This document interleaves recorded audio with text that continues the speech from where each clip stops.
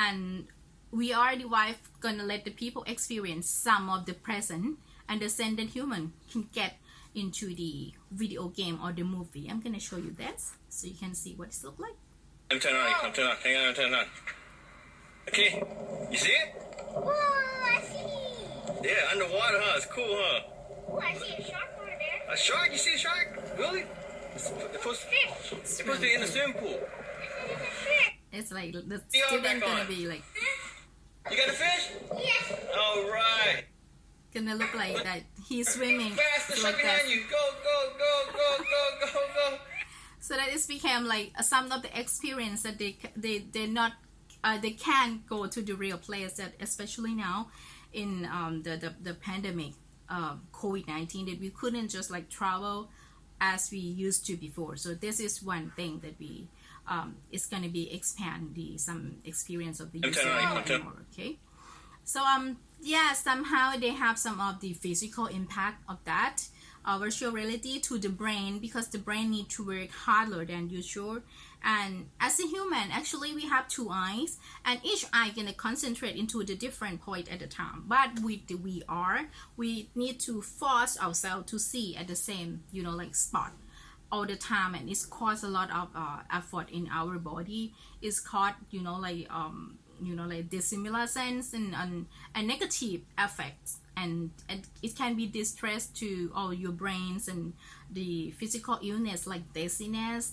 And if you continue to use it in a prolonged hour, it's gonna cause exhaustions, because you need the muscle effort, because you need to gripping the two like device, and also put on your helmet, we call HMD, like head mounted display at the same time. So, and also the laser light that plus the electromagnetic field from the virtual reality device can cause you, like it's called the cyber sickness for some people. It's not that, like comfortable using it for in a prolonged hour, even they have a lot of benefit anyway.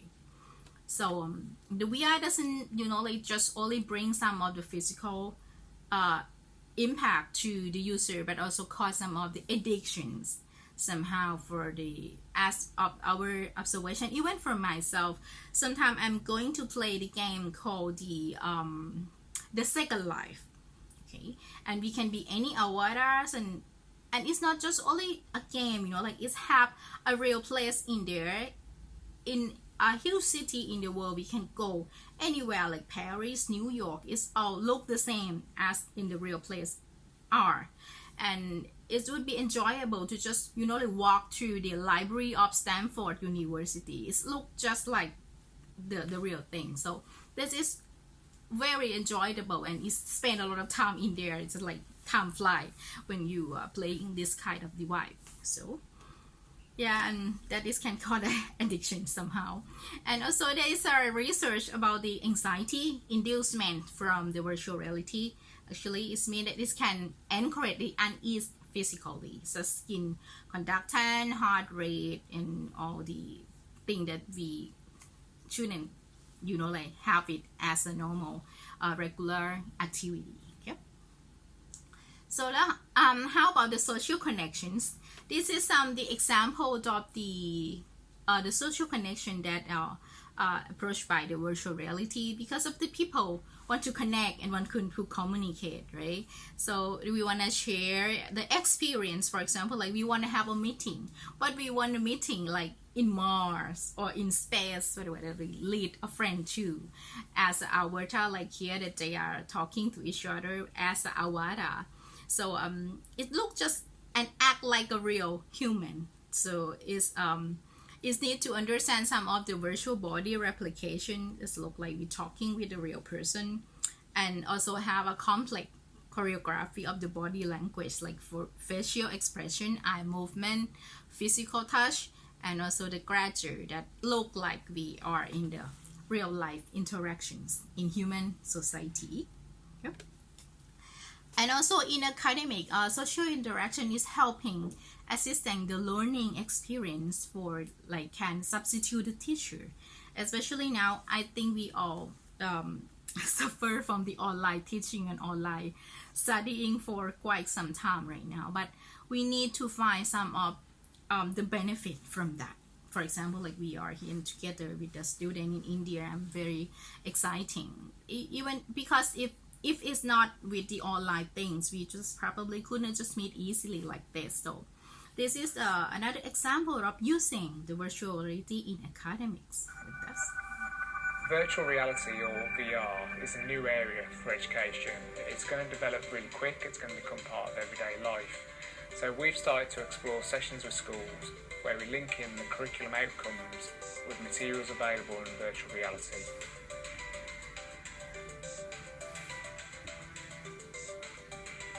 So today we've been running a virtual reality workshop with a group of students. Have a look up.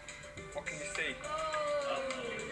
We've been looking at some different areas. We've been into space. We went up to the top of the Empire State Building and looked out at the whole of New York. And then we also went back in time into the trenches of World War I. So virtual reality provides students with the opportunity to experience things they may never see. Let's go land on the moon. Okay, let's go.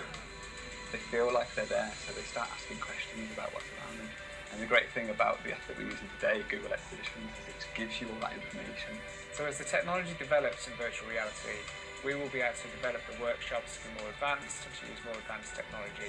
But the key is to make sure it always comes back to learning outcomes. There's been a lot of research that shows that spatial memory allows you to embed memories much more deeply than reading from text or from watching a video. And using virtual reality, we can embed that spatial memory and assign it with the facts that they need to learn. It allows students to remember things much, much easier and much more detail. Can you see these soldiers down here? Yeah, the wall like perceptual. Virtual reality at the moment is new, but in a very short space of time, there's going to be the ability for teachers to create content specifically designed for their lessons, so they can place students in immersive environments and then base their lesson plans around virtual reality. I think it's really powerful. And there's so many different places that you can go, so many different ways that you can learn using virtual reality. That absolutely, because the human brain can perceive the like picture better than text. So in this case, like they're using the device and they have some of the spatial recognition of things, and it can be easily to remember better than texting. So it's also good with the like learning in academics, and also to discover better the observation of the Middle East shared social present between the real human and the virtual human. It is a very good like remark things that we need to consider, because when we get into another world like a virtual world and we see some people that look like a human and can talk like a human, so we react with it as a virtual human, and we look at it like it's a real human.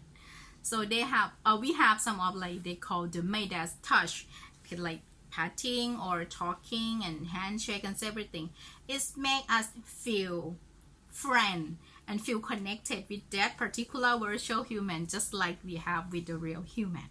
So that is one thing that we need to like aware of, because our brain is just like also fool us all the times, right? So this is one of the example that in Thailand, the tourism authorities of Thailand, THA, using the virtual reality called Amazing Thailand to just give the tourists, the people that want to get the experience of how